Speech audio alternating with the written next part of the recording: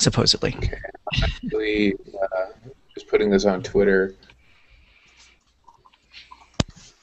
Let's see if anybody shows up. Well, we don't have a section for Q&A today, which No, is I don't think we something should. we would do.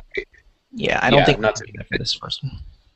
Yeah, no, this is literally just testing to see if if Hmm. everything works. But, if we ever do decide to have an official live show the way that we do the Humble Party, then we might start getting people in the room asking questions. We'd have to have a moderator and all that stuff. Yep, yep.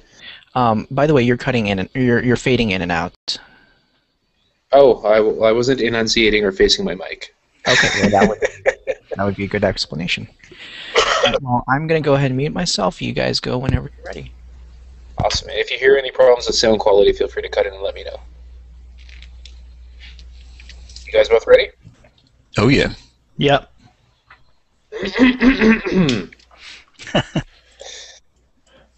Welcome to episode 46 of the Call to Auction podcast. Today is Thursday, February 7th, 2013. This is Euripides from Wild Insiders Gold Cap, their DPS, and the Hunting Party podcast. And this is Steed, Wind Trader on the Consortium Forums, and your resident Call to Auction Goblin.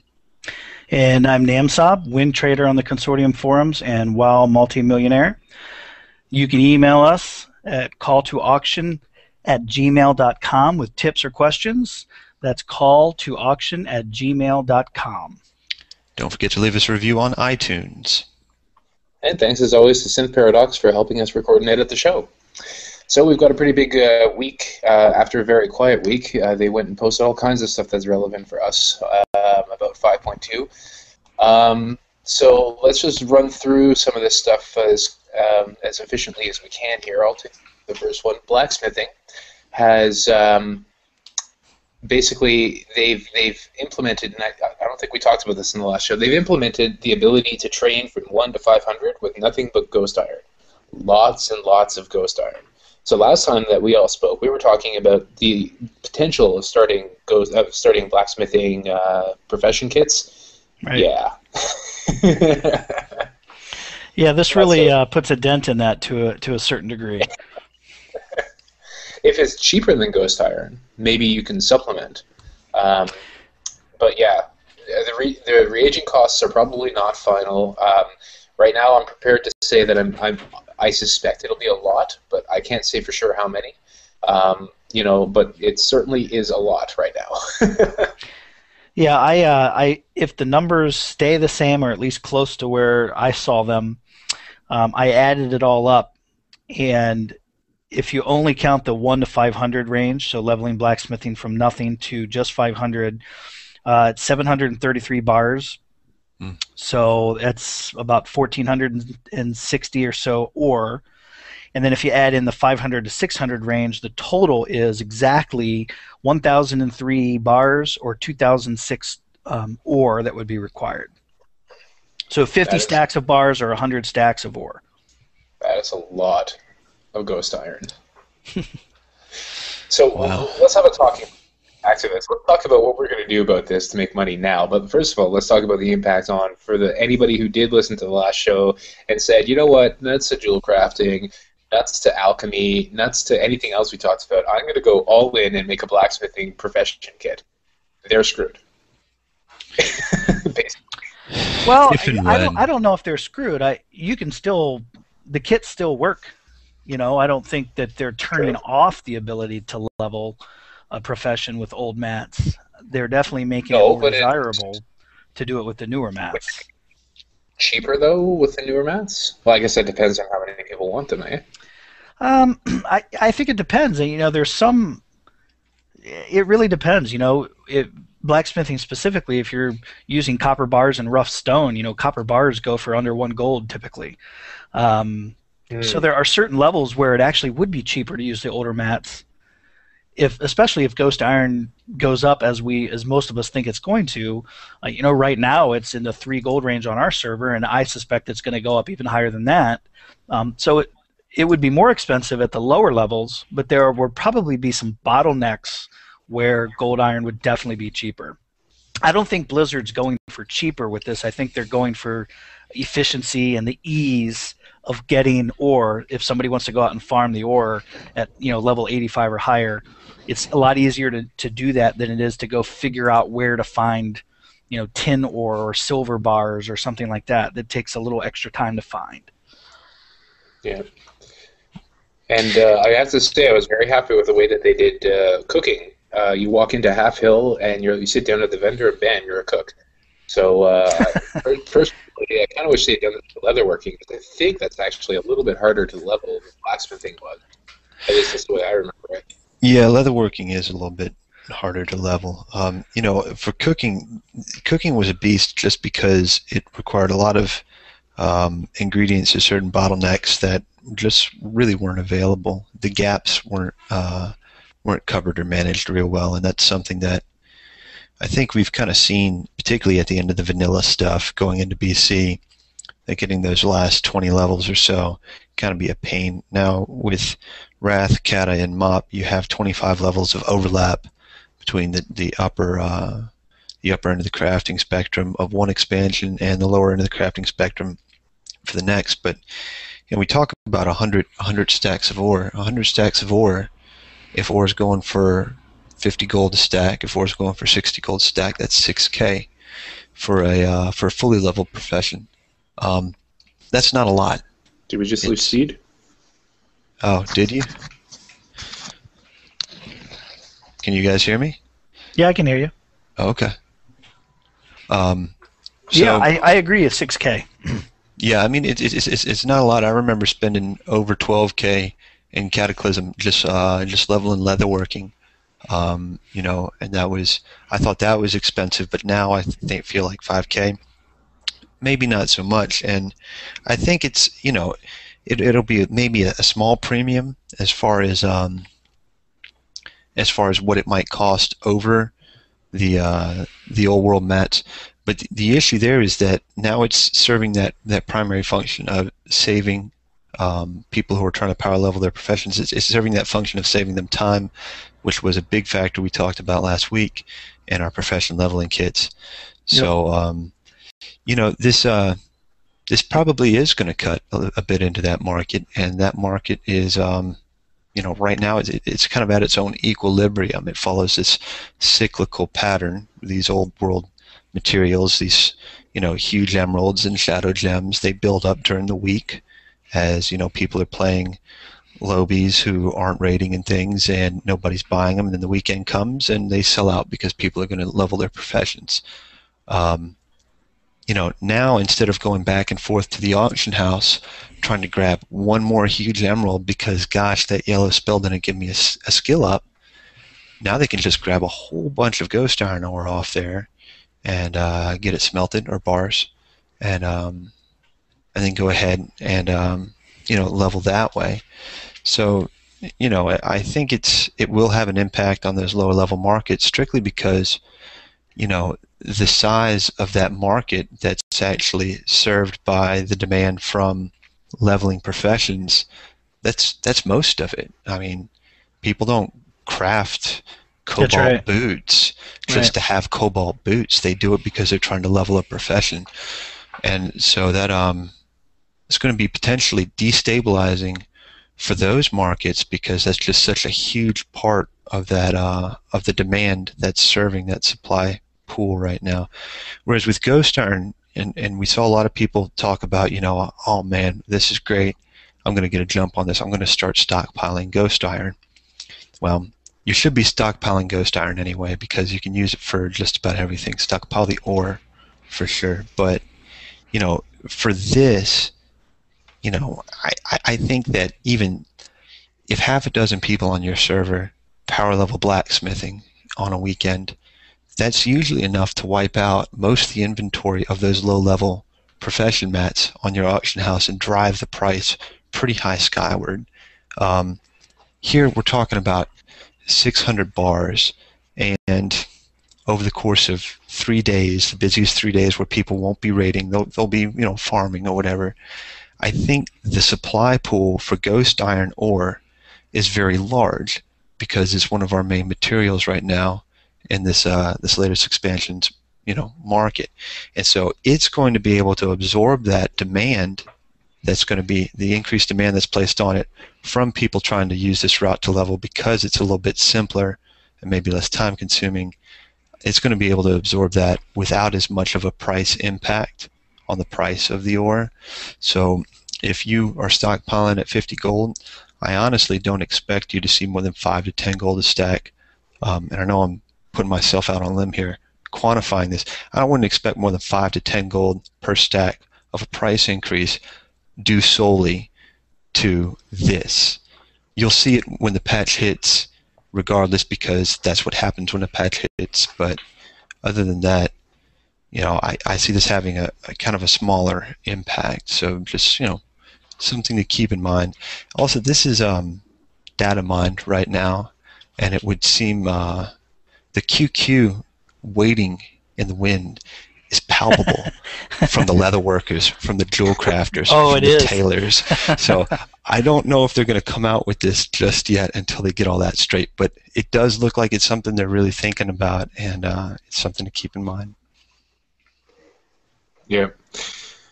Yeah, well, let's come back to stockpiling, because I think that's something worth talking about. Nam, do you want to take the Ghost Crawler tweet here about meta gems? I'd be happy to. I don't know much about it, but I guess there was what's in the blue versus the black? The blue is his quote. Yeah. Okay. So someone had asked a question, I guess, that said, I'm more concerned that the metagem auction house market will crash if most get free legendary metas. So Ghostcrawler tweets, nobody said they were free, and nobody said they didn't cost metagems. Ooh. Yeah, this is a very rare occurrence, by the way. He almost never talks about anything to do with money or the auction house or whatever.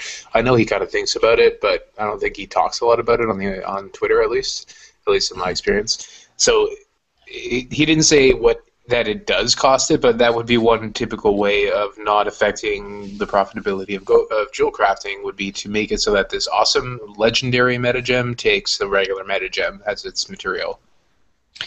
Wouldn't that be something? If you have to turn it in, it would have to be loose in your inventory, and we know from the legendary quests that you actually have to do a fair bit of work to get all the other materials you need for the quest line. So you're going to be wearing a metagem, obviously. And then will you need to buy a loose one in order to turn in? I don't know. It's interesting. Yeah, I almost thought about this in terms of how we get the other gems. We have transmutes from uncommon gems to rares, and then we create a metagem using rares. So it's almost like they're just expanding this and using metagems to create or be part of the materials for the legendary meta. Yeah. Now, one thing I did see... Or it could be something that affects the meta in the helm that you're wearing. Just makes it legendary. Interesting. Could be too, yeah. Huh. Okay, so there's another one. If LFR is meant to be the primary source of gearing up for a new raid tier, will lower LFR tiers get a higher chance for gear? And the tweet says yes. I think we improved drop chance, charm chance, and made it easier to get charms. Yeah, so basically this is something that we've been talking about for a while. It's pretty sure that in 5.2, like every other rating patch, we're going to have an increase in the amount of gear that's being given to players, which means there's going to be an increase for things that go into that gear, enchants, gems, stuff like that. So let me ask you guys, because I haven't been paying very close attention to the charms and how you get them, but he mentioned that it's going to be easier to get charms, and I hadn't heard anything as to how that would happen. I know you're going to be able to get rep once a day from running a dungeon or something to that effect now, but I hadn't heard about the charms. But there's a lot of folks that are understandably maybe burnt out a little bit on running those dailies over and over. If those things are easier to get, then it just means that they're going to be able to actually get that extra roll without having to do that kind of thing. Yeah, we're getting a note here from Synth. He's saying terms are dropping from daily quests. So I think that's just going to be the way it is currently, and maybe just a higher chance of them coming out. Well, that sounds good. So let's also talk about here. This isn't really gold making per se, but oh, sorry, he's saying elder charms are able to drop from daily quests. So the other one of the new things in the patch is a new scenario called the Treasure Room. I think it's something that you kind of have to earn. I'm not sure how. But basically, the idea is you grab as much stuff as you can before the timer runs out. There's a couple of different chests and rooms and levers. They were seeing things drop out of them like Spirits of Harmony, Charms of Good Fortune, which is the 5.2 charms, and Shanzi Ritual Stones, which are for summoning rare bosses, and then, of course, gold. So this is just another thing that's going to be available for players. Obviously, this will be another potential way to get Spirits of Harmony, but we don't know how much this is going to have an effect, how many people are actually going to get access to this. It depends on how it's gated. That's actually kind of neat. Okay, so next up is engineering. We have, okay, so I think this might be older news is what I'm seeing here, but we probably didn't talk about it yet. Yeah. Hey, you want to go through it? I don't have an engineer. Sure. Steve, do you want to go through it? Sure, I'll go through it here. So I actually haven't touched my little gnome Can you guys still hear me? in a little while. Yeah, I can hear you. Right. But it's here we go. So looks like we're going to have new recipes for engineering, and they're going to require a new material called a stabilized lightning source, which is learned from notes on lightning stabilization after completing a quest that's called stabilized lightning source. So this seems maybe a little bit more involved than what we're seeing with the new material for blacksmithing, but it's good to see engineering getting some love here. The mats are currently unknown. We're probably imagining, like blacksmithing, that it's going to be a one-day cooldown, and you're going to be able to create things like this advanced refrigeration unit, a fancy name for a 32-slot cooking bag, and that's going to take 5 of these and 5 living steel. And you're going to be able to create a what's called here a bind on pickup cookbot pet. Maybe you may not be able to cage that and resell it, but it's a pet that also functions as a campfire. But that takes 15 of these and 15 living steels. So then we have the Sky Claw, which is 30 of these and 30 living steels. And this is a 2-seater mount. Notes here that it's a new engineering mount. It is good for people transferring and taking lots of gold with them. Now that mounts are account-wide, we need new mounts to generate new demand. Otherwise, the mounts you transfer are hard to sell. So That's true. Yeah, I got excited about these items. Go ahead. Yeah, I'm not an engineer guy, but I got excited about these items just because of the living steel. I don't know how many people out there are going to be making these items, but that's a lot of living steel. 30 living steel for a mount. I can't remember the numbers on like the Viola Sands used True Gold. I want to say it was 12, but I could be wrong. Or like the Chopper, the Hog used 12 Titan Steel bars. So for a mount to use 30 bars, I think that's a big number. And all of these items are using living steel. So from a gold making perspective, anybody that's heavily involved in shuffling and converting ore and transmuting these living steel bars, there's the potential for a lot of a higher demand for living steel than there has been in the past. But that's going to depend on how many engineers are out there. That's true. All right, so we have some notes here for leatherworking. They've changed it so that the crafted PvP gear now takes magnificent hides, replacing the underlying exotic leather or prismatic scales. If you remember, I think we mentioned that you can make magnificent hides out of those two now. And of course, as mentioned before, all crafted PvP gear is getting an eye level boost. Okay, I see here that the ratios were adjusted, so something that used to cost like 20 leather scales would go to 1 hide, but a few of them changed from like 25 to 2 hides. So that's equivalent to, it's like going from 25 to 40. It'll change your costs and it'll increase the prices, obviously, but it's just something to remember. And of course, there's a new item, the Magnificent Hide Pack, which sounds like a really big bag for leatherworking, and it requires 7 hides. Yep. So, who wants to take the Valor points? You guys always stick me with the raid-related We did talk items. about this last week. And the funny thing is, I'm probably I'm the non-raider in the group.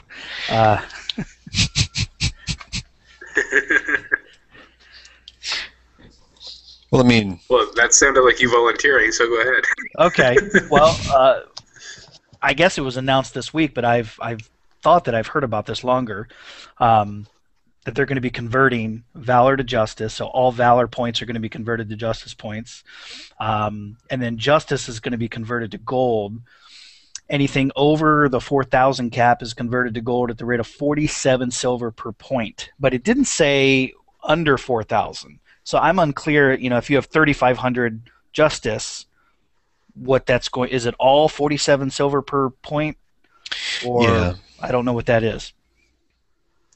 Well, what they do is anything that would leave you with a balance higher than 4,000 is converted to gold, but that's all that converts. So if after they convert all your Valor to Justice, you've got 3,000, you're not getting any gold. I got it. Yeah. Yep. Okay.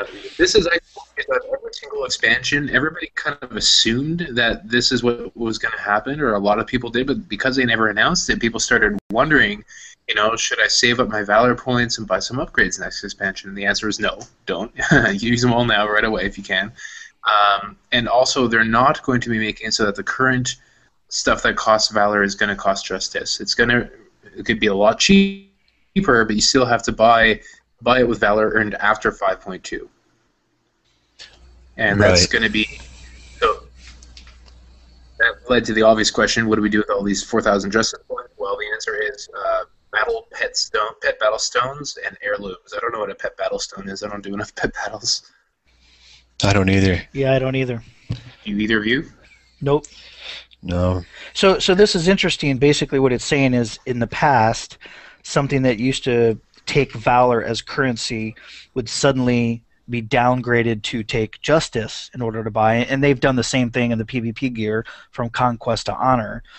So what this is saying is they're not doing that this time around. In 5.2, the Valor gear is not getting moved down to Justice. It's just being reduced in cost, but it'll still require Valor points. Right. So, it's interesting because... Yeah, exactly. And it'll require Valor points earned after. It's interesting also because you earn Justice when you're running dungeons or doing your regular daily routine roughly at about 2 to 4 times the rate that you would earn Valor if you were using dungeons to get Valor and things. So I don't think this will actually affect the rate at which new players are able to acquire higher eye-level gear through Valor, but with the weekly Valor cap, it will kind of make sure that there's only so much that you can get within a certain week.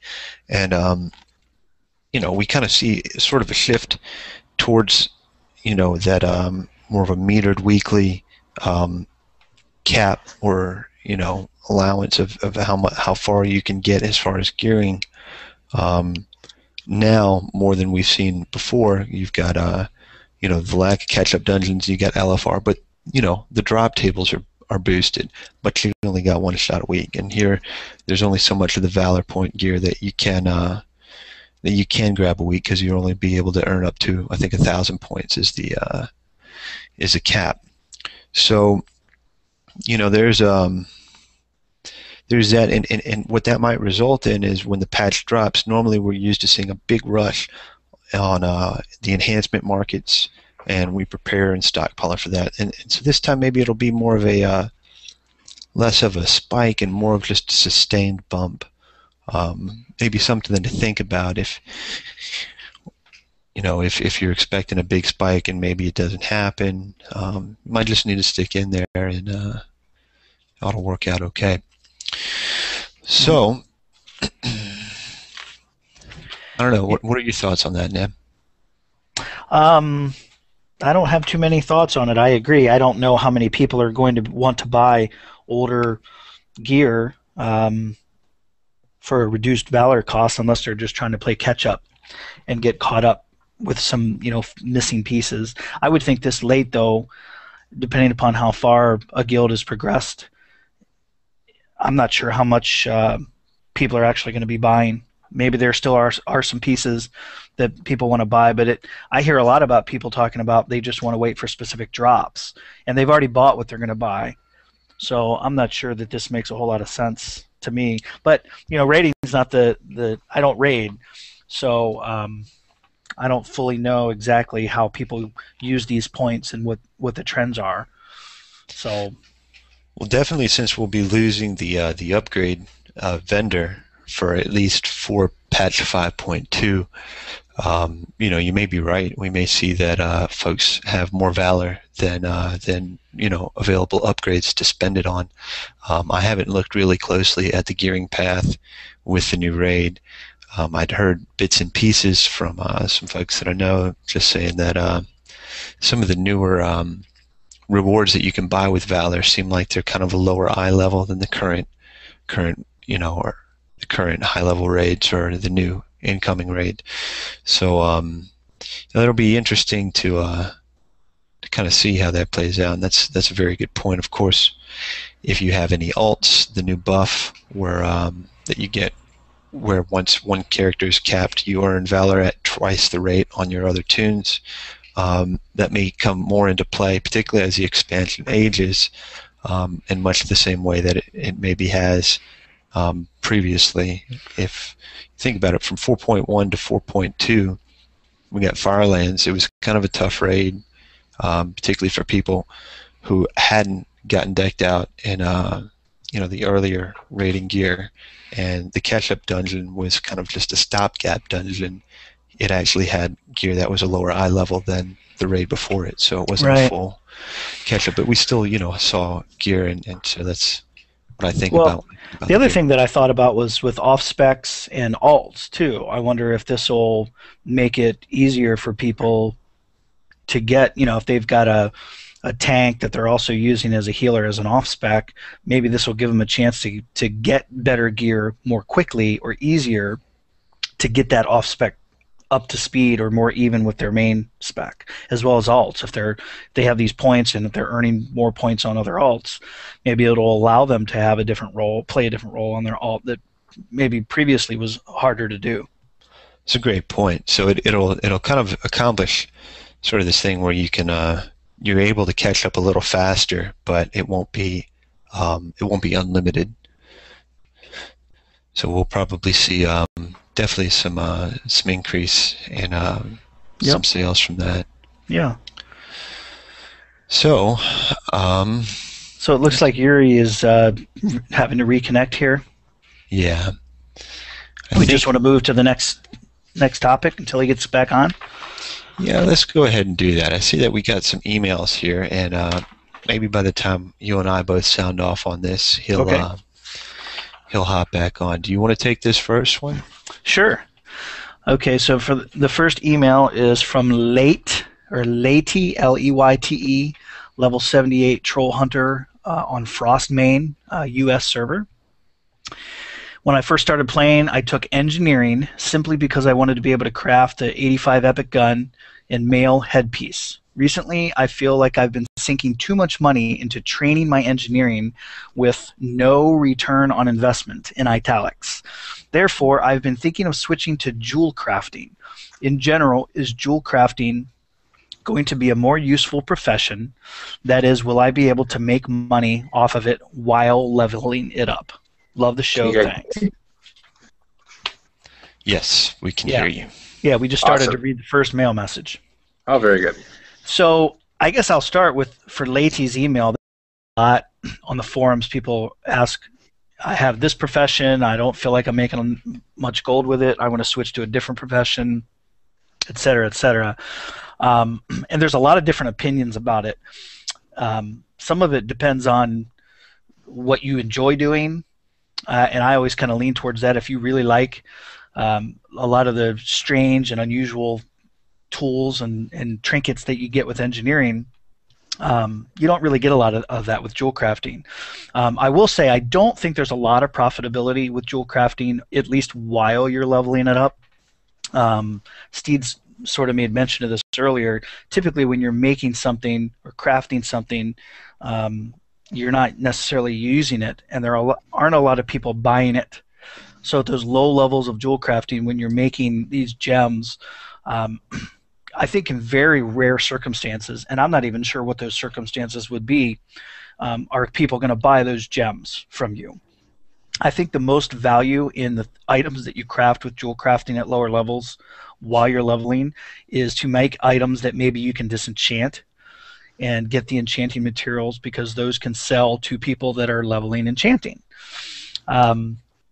Otherwise, there a lot of places you would have to vendor those items. So I don't think it's super profitable while you're leveling it, but there's no question that once you get it to max level, having a jewel crafter is sort of your entry point to the shuffle. If you don't have a jewel crafter and you can't prospect gems, you can't shuffle, basically, or you have very limited shuffling.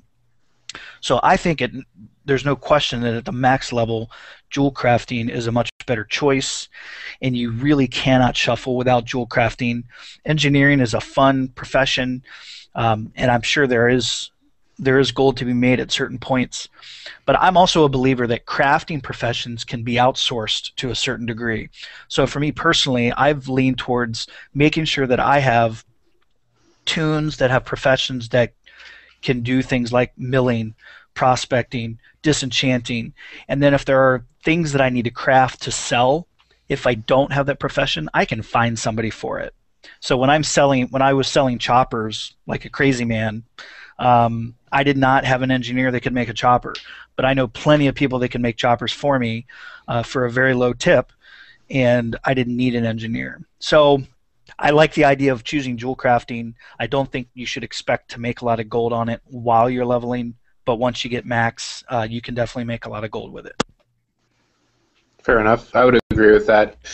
It's an odd question because I think if you spend too much time changing what you've already done at a low level, you're just going to delay getting to high level anything. But that said, engineering is, of all the crafting professions, is definitely the least good at making gold, in my opinion. And jewel crafting is, as you said, probably the best. So if you're going to make the change, it's probably easier to make it now. And but all the profits are going to come once you hit max level. All right. Did you guys want to, Steve, you want to read the second email?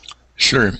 So this one is from Minu, and here she writes, I have a question. I saw a post some time ago on a blog saying, and I quote, "Anyway, what it does is it constantly queries the server for more mail until you have no more mail remaining," end quote. And it was mentioned on your site because it was said that you guys mentioned it. Do you have any idea what add-on he's talking about? There's a couple that are standard, and that's TSM mailing is standard, and then there's postal. I actually use both of those at the same time. Typically, the mail system in WoW works to where it'll show you up to 50 mails at a time. That's all it'll load. It'll load the most recent 50 mails, and whenever every minute it will cycle itself and it will reload the next 50. So if you empty all those 50 out, you'll typically have to wait until that minute has ticked down and you can load a new 50. What a lot of people do if they have a lot of mail coming back from posting, obviously more than 50 auctions that maybe all expire at the same time, is they'll type /reload into the chat box, and that will reload your UI, and that will, next time you open the mailbox, automatically open it again, refresh with those next 50 loaded. Now, depending on how fast your computer can reload your UI, of course, that may or may not be a good idea. But as far as what the add-ons do, I don't know of any of them that will constantly do that without reloading your UI. So if you read I would love to know about it. I think if you don't have the add-ons, what it does is, if you don't have the add-ons, if you open your mail, you have to close it and reopen it after a minute in order to see your new ones. That's the issue. So the answer is with either Postal or TSM, assuming you have the TSM mail component, both of those will auto-refresh your mailbox for you. Either of those, I should say. But it's a lot better to use both. Because I've recently went from just TSM Mail to TSM Mail with Postal, and there's a few things in there that I kind of missed. It's just little things like having a countdown on the top left of your mailbox showing you how long until it refreshes. Yeah, that's whether nice. it's worth doing a refresh / reload. Yeah. So the answer is Postal, Postal, just like going postal, and TSM as in Trade Skill Master. Mail add-on. So if you download and install Trade Skill Master, one of the things they're going to ask you if you want when you're installing it is mail, and the answer is yes, you do. Now you can also use the mail add-on, and this is pretty cool. You can use it to set up automatic mailing to your alts. So for example, let's say you have an enchanter. You can go in there and tell it, mail any disenchantable green items to my enchanter automatically. And then every time you go into every time you go into your mailbox, you've got a big button right on top of it. You hit that, and it just mails everything in your bags according to the rules that you've set up. I've got a rule set up for all disenchanting greens go to my disenchanter. I've got another rule set up for all of my glyphs of this ink go to this glyph alt, and that ink go to this glyph alt, and stuff like that. So it's really convenient for if you got a bag full of stuff that you have to mail on a regular basis. Like all my ore goes to my jewel crafter, all my bars go to my blacksmiths, stuff like that. Cool. Yeah, I use both too. Love them. I'll get the next email here. Deshian writes in, having returned from an extended break in the game, welcome back, no max level characters. I am leveling a pair of monks, one horde, one alliance, different servers, each somewhat supported by an 85 that I don't really remember how to play. Basically high-level bankers. Assuming he doesn't have any useful professions on any tune, and a very small amount of starting capital, under 5,000 gold, what would be some ways he could work himself back into the market? He used to know the glyph market quite well, but he no longer has time to invest in something that requires a level of micromanagement. That's an excellent question. Glyphs absolutely require a ton of time. Yes. You guys both agree on that? Yep. They require a lot of, the posting cycle is long, the looting from mailbox is long, the crafting is long. It's like a babysitter. You're babysitting everything constantly. Right. And even then, you're doing it for less money than you would if you were to just go and do something else, Right. It can be, yeah. It can be. To run an efficient glyph business, it has to be so large, and it requires such a huge initial investment that it's not for everyone, and it takes a lot of time and that initial investment too. So, yeah. Well, I would say off the top of my head that if you've only got a couple thousand gold to fold. You can't fold gold, but anyways, I would recommend two things. Since you've already got an 85, that character is capable of getting maxed out professions. But you don't have enough money to actually max out a profession. So I would actually suggest doing the following. Go and skin. One of the professions that you may want to consider leveling is leatherworking. If you decide to level leatherworking, you'll see that it's extremely expensive, and there are certain times that you have to skin you have to buy pretty expensive skins. So if you can figure out where those gaps are, you can just go and farm those day in and day out. And I remember buying stacks of skins for like 200 gold. This was like last expansion, so 200 gold last expansion is a little bit less than it is now. So, I was buying, I don't even remember what they were, but I feel like they were sort of late vanilla, early BC time frame, that kind of stuff, where they need a lot of it and nobody's out there. That stuff was just so expensive. Like, I must have spent at least 10,000 gold leveling my leatherworking, just because I didn't have a skinner and I didn't have time to skin. So, if you can figure out what those choke points on your realms are, then you might be able to skin profitably on one character, and that would allow you to start building up some money that you could use to max out one of your other professions. As for which other professions you should max out, to be honest, the simplest and most efficient and largest scale business that you can get into right now is called the shuffle. So buying or farming or prospecting it, turning that into enchanting materials and enchanting scrolls, as well as cut gems, meta gems, and that's it's pretty well documented. We've talked a lot about it on this show, but it's a very good way to make money. And you can have as little as one, as many as 3 or 4 different professions, all of which considered sort of part of the shuffle. Yeah, definitely. I would say, and we kind of hinted at this earlier in the show, that currently, for the most part, your most fluid and markets that you would want to deal in every day for your bread and butter gold making, they're really concentrated towards the top end of the late game, the 85 to 90, the mop, Miss Pandaria, materials and goods. With that said, there are some ways to kind of make, if you're asking about your monks, that you want to use them to make some gold as they're leveling. It used to be that you said you don't want to get into glyphs, so we'll forego inscription, but one of the most meandering markets that a low-level toon can participate in is tailoring, because cloth kind of comes in waves, and the prices fluctuate high, up and down. And if you really get into it, if you're not ready to jump into the full That's really good advice, shuffle, actually. if you're not ready to jump into the full jewel crafting shuffle with ore and everything at the top end of the game, you can experiment a little bit with tailoring, with actually shuffling, tailoring, shuffling cloth. So what you would do is you would weave bolts, and then you would find what we call efficient recipes, which usually take 2 or 3 bolts max. You craft that, and then you disenchant it. And there's certain dusts and certain essences that are actually pretty expensive, and a lot's needed to level them. And of course, without getting into the nitty-gritty details is necessary with all of any kind of shuffle you do.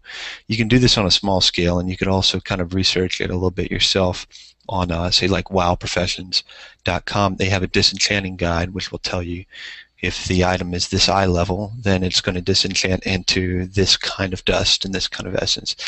And I had gone through the whole exercise. I think maybe one of these days, if I'll post my notes on it, but it's one of the few things that I've found that low-level toons can do, and use their professions to kind of shuffle through and have a lucrative business to kind of work in. Also, making bags. If you're going to be a tailor, make sure to make bags. That's like printing money if you can wait the 20 seconds it takes to make a bag. Definitely. Yep. Move to the next one? Yeah. Okay, you guys want me to do this one? Who wants to get the last email here? I'll do this one since it involves me. Yeah, you should get it now because it's yeah, it's for you. So this email is from Alisa Under, who has actually sent a message. Alessander, that's the... Alessander. Oh, there's a bit of lag, sorry. Alessander, yeah, she's the moderator for the hunting party and a longtime contributor to this show. Oh, okay. Well, hi. Alice Saunders sends an email in response to what we talked about actually last week with the profession kits. Hi, guys. While listening to the profession kit segment, I wondered, by selling kits to new jewel crafters, he is creating competitors for his mains jewel crafting business. How do you deal with this? And also, have you considered making your own website, forum, or blog with leveling guides explicitly stating make only 10 of this or make 20 of that, as well as your other business information?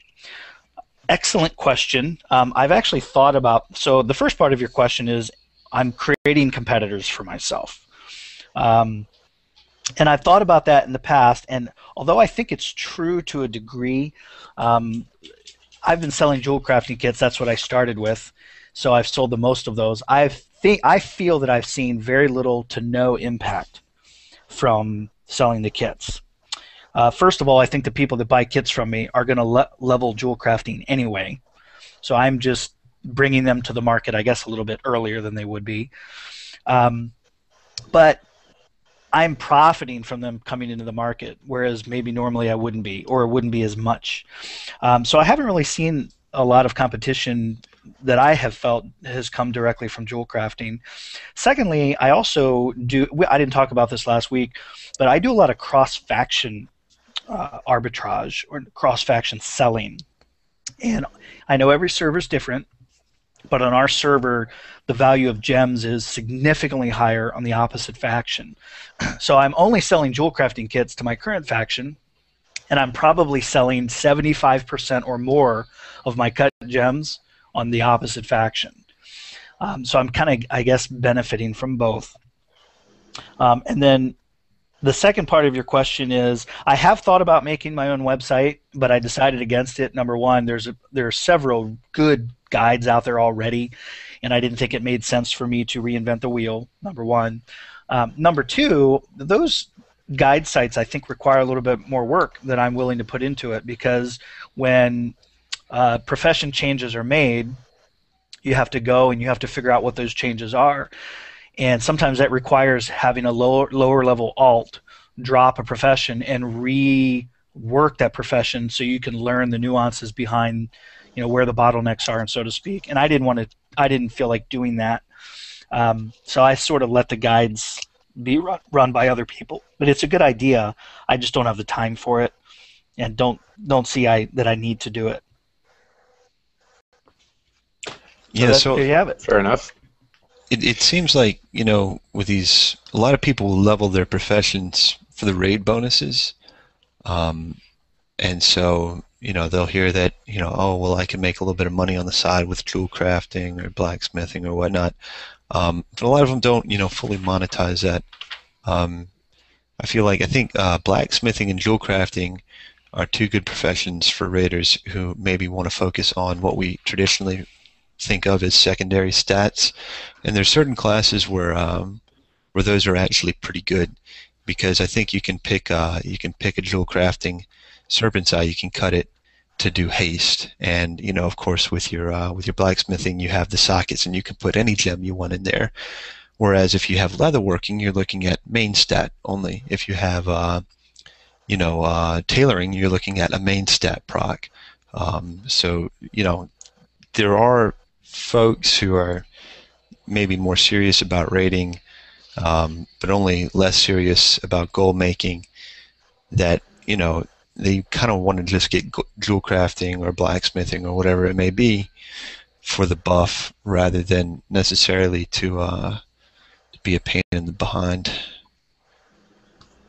Right. I think anybody that's considering making profession kits, no matter what profession it is, I think worrying or being concerned about creating competitors for yourself is a really small, minor issue. As Steve just said, it's I don't think it's as big of a deal as you might think it would be. But it is the type of thinking that Yep, fair enough. helps out a lot. So did you guys want to just do a quick roundtable, talk about what we're stuck? I get the sense that there's latency again. There is. Did you guys want to do a quick roundtable and talk about what we're stocking up for 5.2? Sure. Sure. Yeah, I can start. Pretty much everything we've talked about today. All right. Anything related to the shuffle, I really think the living steel is going to be a big deal. I think the ghost iron bars are going to be a big deal. So I am stocking up, and have been for a long time, because I have a constant use for it. Anything ghost iron related, the ores, the bars, to a very small degree Trillium, it has to be priced right for me to actually buy it. Most of the time I can get Trillium cheap, much more cheaply, by transmuting ghost iron bars. I started saving up my Serpent's Eyes a little bit, just because of the news about the jewel crafters.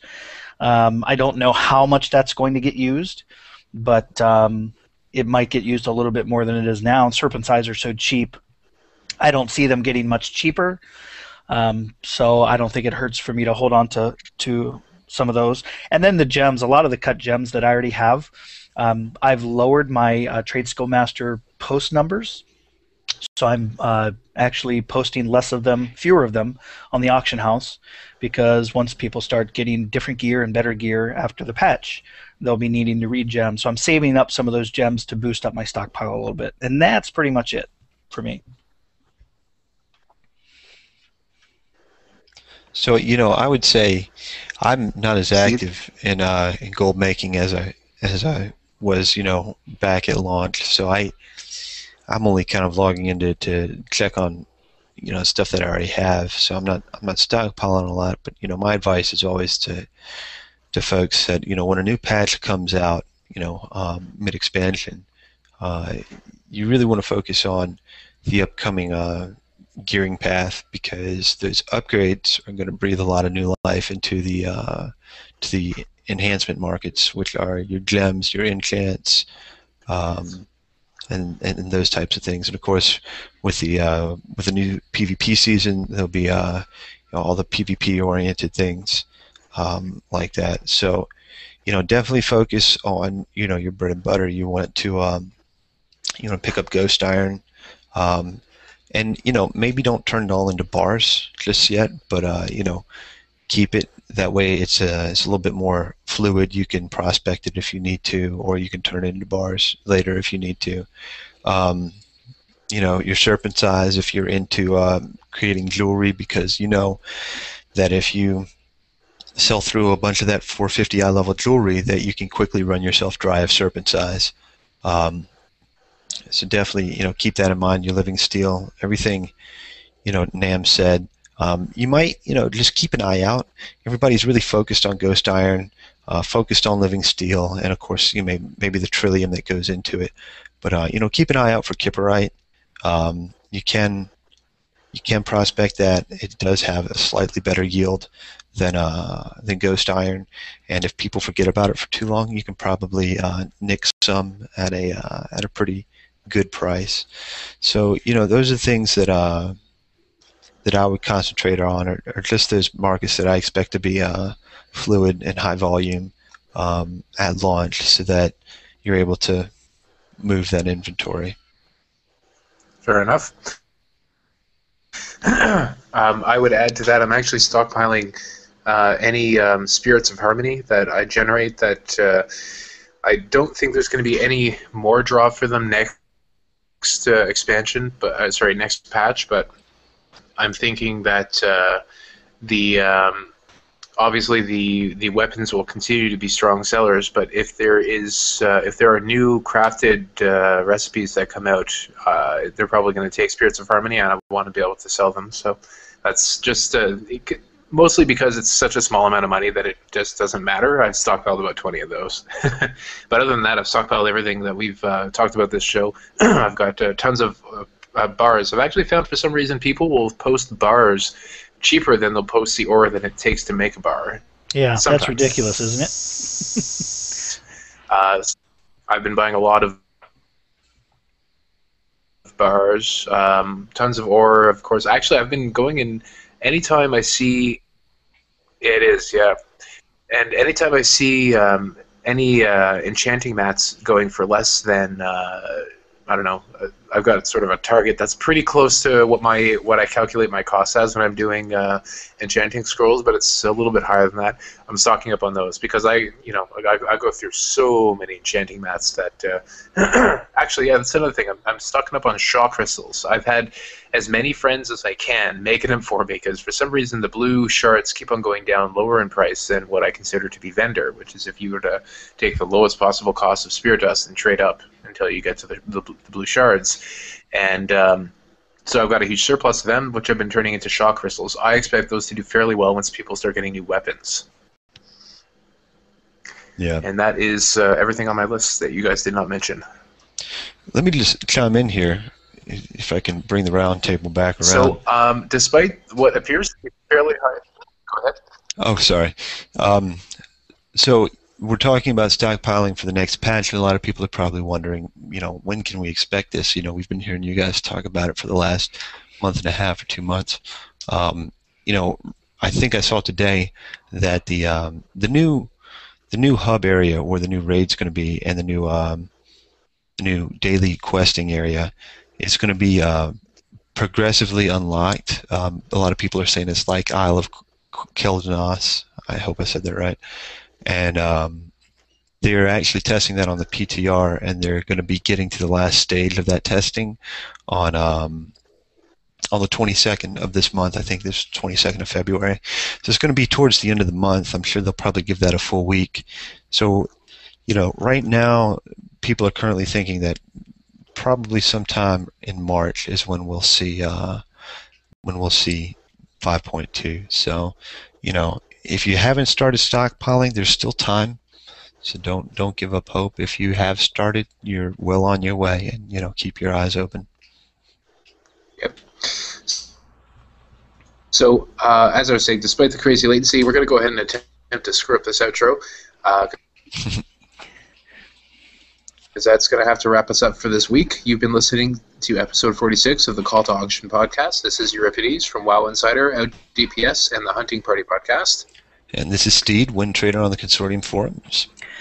And I'm Namsob, WoW multimillionaire and Wind Trader from the Consortium forums. Don't forget our email is calltoauction@gmail.com. Don't forget our email address is calltoauction@gmail.com. Our site is calltoauction.blogspot.com. Or you can find us on iTunes by searching for Call to Auction. Don't forget to leave us a review. Till next time. May the gold be with you. Till next time. Okay. I can't tell if he's waiting awkwardly long to say all right, or if...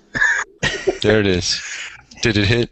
You got it. Oh, wow, this is insane. Wait for it. Yeah. I do not hit. Like... It hits all by itself. All right, hold on. We're going to do something here. While we still have this call open, I'm going to count to 4, and then Nam, if you want to say the word 5 as soon as you think, like in the same sequence of times that I'm going to... Okay, so I'm going to measure this with you once, and then you're going to measure it with Steed, so that way we can see if it's just my line. 1, 2, 3, 4... 5. That wasn't so bad. All right, so I'll do it with Steed, right? Yep.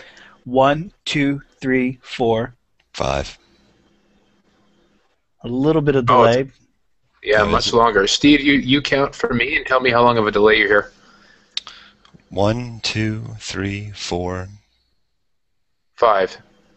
About 3 seconds. How long of a delay did you hear? Oh, that's way better than before. Like, there was like 10 or 15 seconds when you were doing the outro. Right. It was a little bit better with this test, but it did take longer during the outro. Yeah, it seems the latency's kind of weird. It goes up and down. It gets really bad. Like 3 or 4 times, I didn't want to say anything because it was like you guys would be talking, and then it would cut out half of what you're saying to try and catch you up. Mm-hmm. Rebooting my phone didn't seem to help. I'm wondering if it has to do with like. Well, anyways, one less listenable episode is not going to kill anyone. Well, anyway, I'm thinking it instead of turning Did I miss something? Skype does. I think it might just delay it the packets, and I think that's how they get around the sound quality reduction. So, Synth, are you hearing everything on time, or are you also hearing everything delayed like we are? I'm hearing Yuri delayed, and that's it. Okay. Honestly, for Steed and Nam, I'm hearing. There's like a half, if not even half-second delay between. Like, it was almost like 1, 2, 3, 4, 5. Like, it was very hard. Manageable, at least. Very manageable, yeah. So Yuri, maybe it's just my endpoint, because right now it sounds like you guys know each other. Well, not only do I hear a lag, but you definitely come in and out a lot, Yuri. Yeah. Okay. Some things you say get cut off, and some things just fade low and fade high. Yeah. Okay, so I'm not going to completely write this off yet. Let's see if we can try it again sometime with a mic. But I mean, because you guys have used this before for like games and stuff, and it seems to work fine. So. Hmm. I blame you, Yuri. Hey, but right. when you took off, Steve and I, we continued.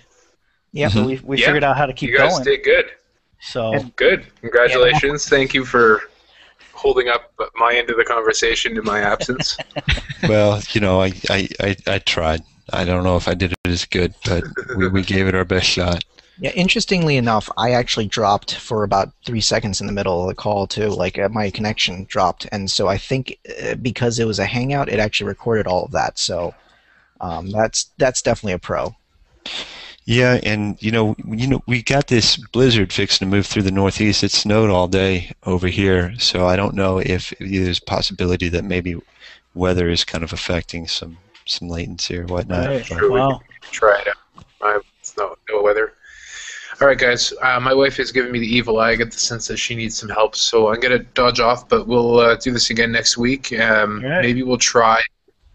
We'll do enough of a pre-show to get a sense of whether there's latency, and then we'll decide from there whether to use Skype. Okay. All right. Sounds good. All right, guys. Cool. Thanks Thanks again. guys. See you soon. Yep. Thanks, guys. Take it Cheers. easy. Bye.